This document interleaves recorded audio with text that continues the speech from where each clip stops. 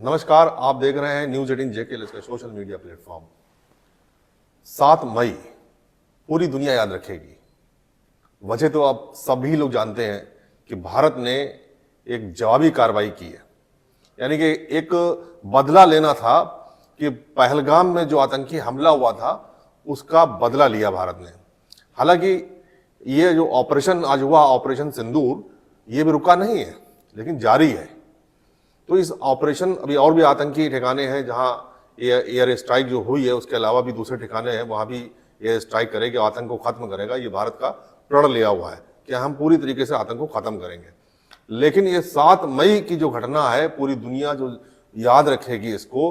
खैर आज 8 मई हो गई है, हम लोग जब चर्चा कर रहे हैं तो 8 मई की रात, तो पूरी तरीके से हम बता दें आपको कि सुबह से लेके 7 तारीख की सुबह से लेकर शाम तक का जो भी घटनाक्रम रहा उसी की हम चर्चा करेंगे। हमारे साथ हमारे सीनियर एंकर हैं विशाल आजम साहब, उनसे भी हम बात करेंगे किन किन टॉप मतलब मुद्दों से सुबह से लेकर जुड़े रहे, लगातार कवरेज पे बने रहे।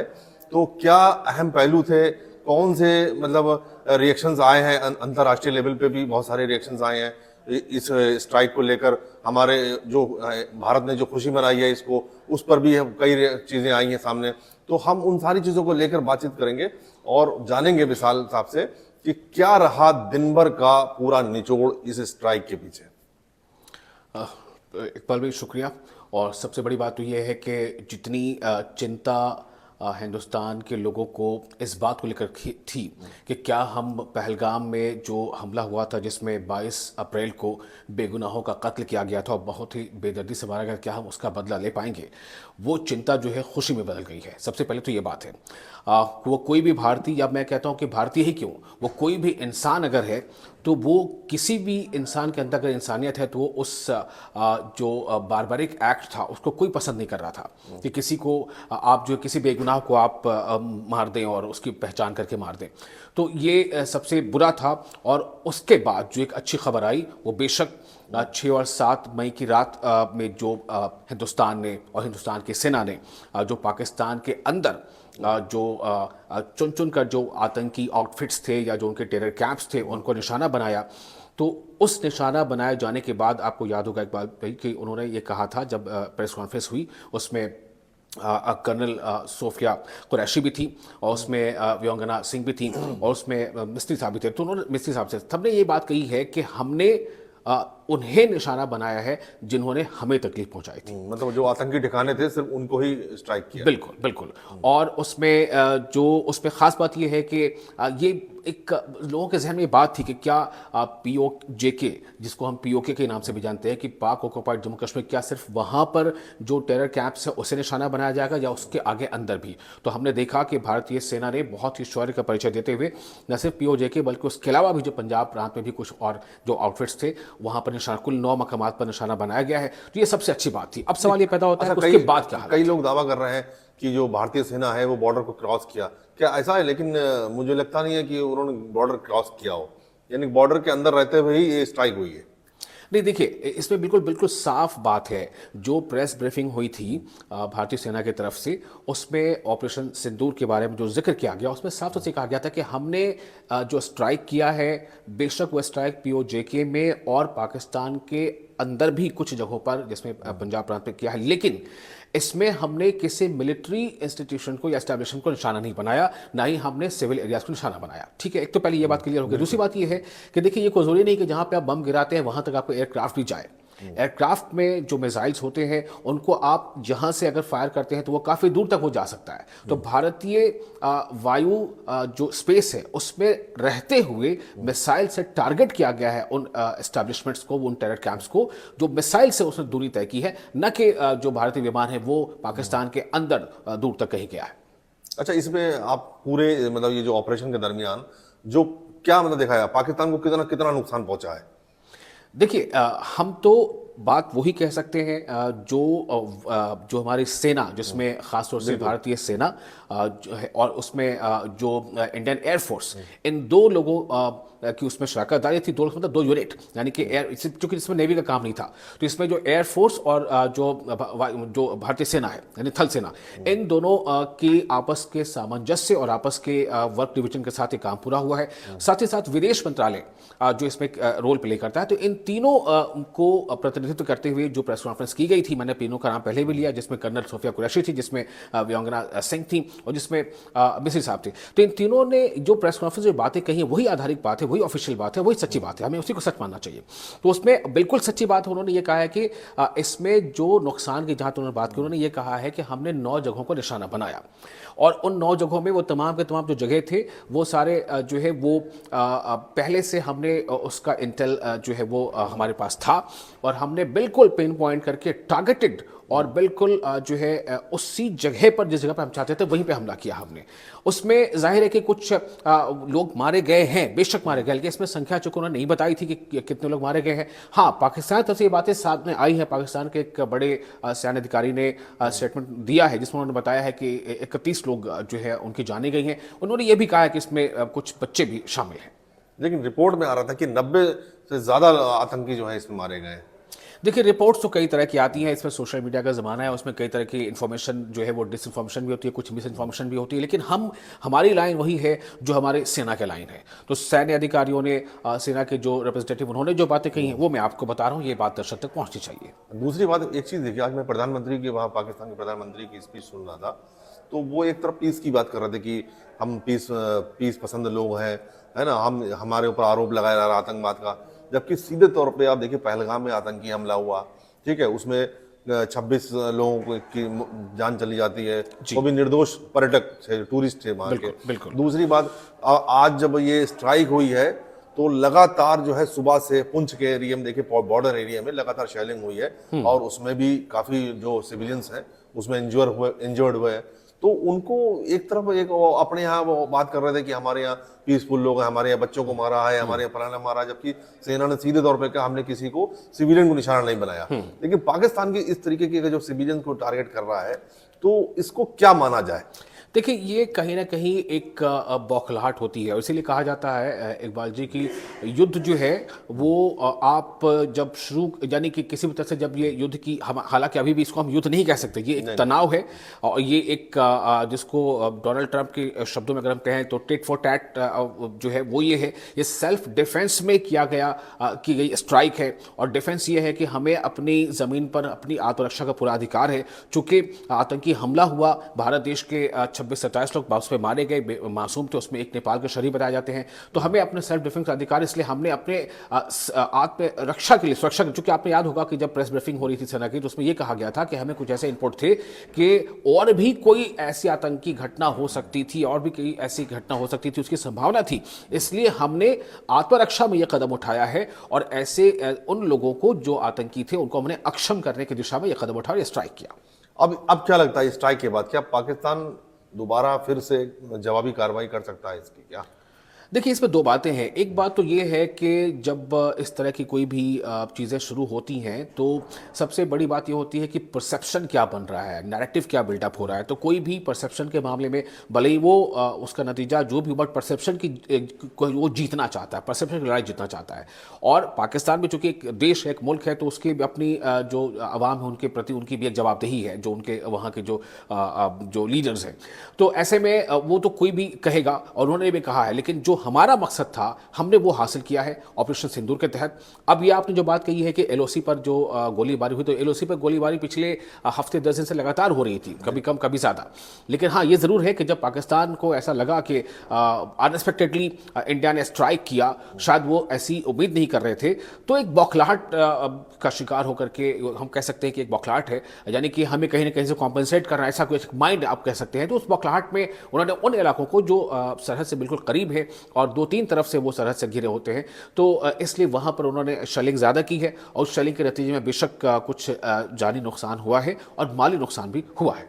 नहीं, आज जैसे प्रधानमंत्री, पाकिस्तान का जो प्रधानमंत्री, उनकी स्पीच में भी ये था कि हम इसकी जो है जवाब देंगे और बहुत मतलब अच्छे से देंगे।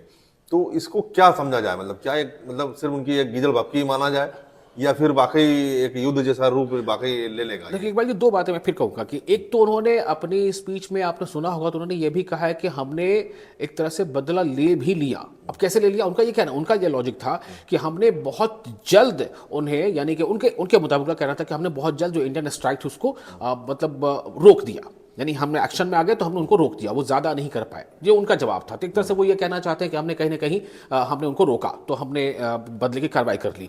अब रही बात ये कि चूंकि मैंने आपको पहले बताया कि किसी भी लीडर को, जो देश का वो मुखिया होता है, तो उसे अपनी आवाम के बीच में कहीं ना कहीं जवाबदेही होती है।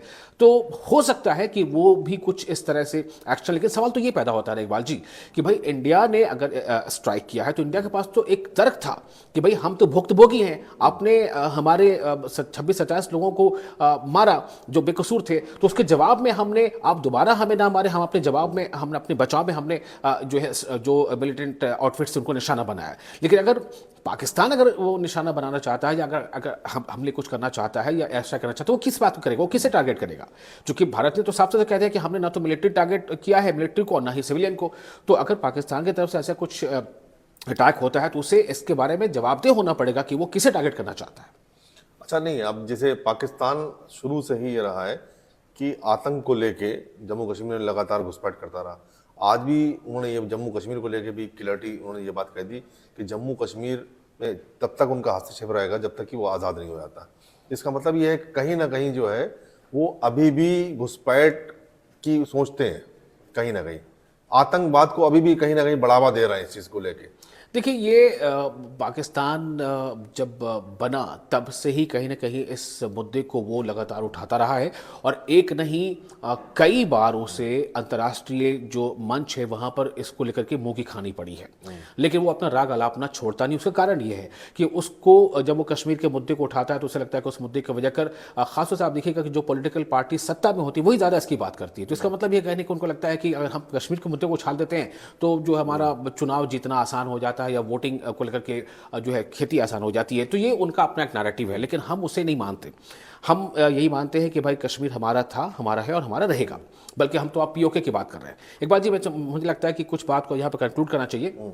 एक आपने पूछा था कि आगे क्या होगा, उस पर जवाब देना चाहता हूं। दो यहाँ पर इशारे अच्छे मिल रहे हैं।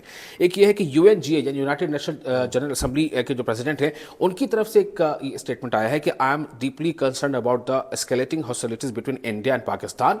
वो कंसर्न जाहिर कर रहे हैं। साथ ही आगे वो कहते हैं कि I call for both sides to exercise maximum restraint and for an immediate deescalation, यानी तनाव को कम करने की तरफ दोनों देश आगे बढ़े, आगे कदम बढ़ाए। तो ये इशारा है यूएनजीए के जो प्रेसिडेंट का। दूसरी एक बात मैं आपको ये बता दूं कि डोनाल्ड ट्रंप का इस पूरे तनाव को लेकर के बीच में मतलब खुद उनका, डोनाल्ड ट्रंप का जो यूएस प्रेसिडेंट, उनका रिएक्शन बीच में आता, उनकी टिप्पणी आती रही है।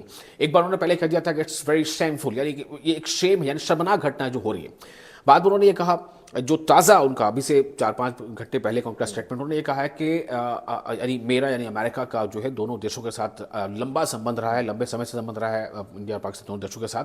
मैं दोनों देशों को जानता हूं और मुझे लगता है कि अब ये स्टॉप हो जाएगा, रुक जाएगा। उन्होंने साथ ही एक बात कहा, एंड टिट फॉर टैट, मतलब वो ये शायद कहना चाह रहे थे कि ठीक है कि जो पहलगाम में हुआ तो उसका जवाब अब जो है इंडिया ने दे दिया है, तो अब लगता है कि यहाँ पर ये थम जाना चाहिए।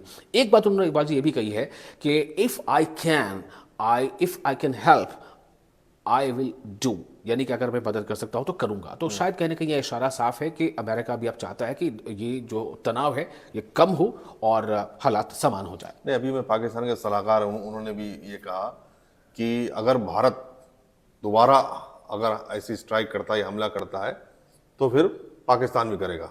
इसका मतलब क्या समझा है? एक तरफ तो ये समझ मतलब कि लगता है कि अब दोनों तरफ से कुछ नहीं होने वाला है, दूसरी तरफ जो है वो पाकिस्तान के प्रधानमंत्री इस पर यही कह रहे हैं कि हाँ अब हम युद्ध होके रहेगा, हम उसके जो है बदला लेके रहेंगे। तो दोनों में इतना डिफरेंसेस क्यों है? देखिए बार बार यही है कि हर एक लीडर को जो है अपनी आवाम को के सामने जवाबदेह होना पड़ता है, और आवाम को ये एहसास दिलाना होता है कि जी हमने भी जो है एक्शन उठाया। तो एक तो ये है कि जो आपने अभी जिक्र किया था एलओसी के आसपास जो पुंछ है, कुपवाड़ा है, ऐसे या अखनूर है, इन जगहों पर जो Border LOC के areas पास जो जो भी हैं हाँ हमारे यहाँ वहाँ लगातार। पे उन्होंने गोलीबारी ज़्यादा की। बेशक कुछ उसमें कैजुअलिटीज़ भी हुई है, तो उसको वो बता रहे हैं कि भाई हमने ये बदला लिया, तो ये बात हो गई। दूसरी बात ये है कि देखिए आप इधर के भी याद कीजिए, अजीत डोभाल जो NSA 2 PM है या भारत सरकार है, उनका भी स्टेटमेंट आया है कि भारत आगे बढ़ने का इरादा अब नहीं रखता है, मगर उन्होंने कहा कि मगर ये है कि पाकिस्तान कोई कार्रवाई ना करे। इसका मतलब ये है कि अगर पाकिस्तान कोई कार्रवाई नहीं करता है तो भारत भी आगे इसको यहाँ पर अब विराम देना चाहता है, क्योंकि भारत का टारगेट ना तो पाकिस्तान की आवाम है ना तो पाकिस्तान की मिलिट्री है, बल्कि भारत का टारगेट वो आतंकी आउटफिट्स है, वो ट्रेनिंग कैंप्स हैं जहां पर जिनको स्ट्राइक आज भारत ने खत्म स्ट्राइक किया किया। आज। जी, तो कुल मिला के मतलब ये माना जाए कि अब मुझे नहीं लगता कि युद्ध जैसे हालात बनेंगे। अब देखिए ये तो फोरकास्ट करना जो है वो मुश्किल है, लेकिन हाँ ये है कि इंडिकेटर्स क्या हैं, और जो दूसरे और जो जैसे चूंकि अब आजकल देखिए ग्लोबल विलेज कहा जाता है वर्ल्ड को, तो जो भी दूसरे और बड़े देश हैं वो क्या कह रहे हैं। मैंने आपको बताया कि UNGA के प्रेसिडेंट का वो क्या कह रहे हैं, वो क्या चाहते हैं। मैंने आपको बताया कि डोनाल्ड ट्रंप क्या कह रहे हैं, वो कह रहे हैं कि ये अब रुक जाना चाहिए और ये अब रुक जाना चाहिए। और उन्होंने ये भी कहा है कि मैं दोनों देशों को जानता हूँ, दोनों देशों के साथ हमारे लंबे संबंध रहे हैं। उन्होंने कहा कि if I can I will help. तो इसका मतलब ये भी है कि वर्ल्ड कम्युनिटी भी ये चाह रही है कि डी एस्केलेशन हो, ये आगे तनाव ना बढ़े। लेकिन हाँ, भारत के इस स्टैंड का लगभग तमाम देशों ने जो है सपोर्ट किया है कि भारत के साथ जो हुआ है, यानी कि पहलगाम जो अटैक हुआ था, तो भारत को आत्मरक्षा का पूरा अधिकार है। कुल मिला के मतलब ये है कि भारत हर जवाबी कार्रवाई के लिए तैयार है। बिल्कुल, उसमें तो कोई दो राय उसमें कोई दो राय नहीं। जवाबी कार्रवाई अगर कोई होती है उधर से कार्रवाई, तो उसका जवाब देगा भारत। इसके लिए पूरी तरह तैयार है, हमारी सेना पूरी तरह तैयार है, और कहीं से भी हम कमजोर नहीं है। मतलब पाकिस्तान अगर कोई कार्रवाई कर देगा तो हम उसके जवाब देंगे, हमारी सेना उसकी जवाब देगी, और हम पूरी तरीके से इसके लिए लड़ेंगे। आतंक को लेके, आतंकवाद को लेके कहीं भी कोई कंप्रोमाइज भारत नहीं करेगा। हालांकि इसी को लेकर अंतर्राष्ट्रीय लेवल तक लोगों ने यही कहा है कि आतंकवाद को बर्दाश्त कोई भी देश नहीं करता है। तो यहाँ पर भी भारत के साथ भी वही है कि भारत की लड़ाई आतंकवाद से है, और आतंकवाद का खात्मा भारत करेगा। चाहे वो आगे अगर कोई एक्टिविटी होती है तो उसके बाद फिर भारत जवाब देगा। तो इस तरीके से ये जवाबी कार्रवाई होती रहेगी।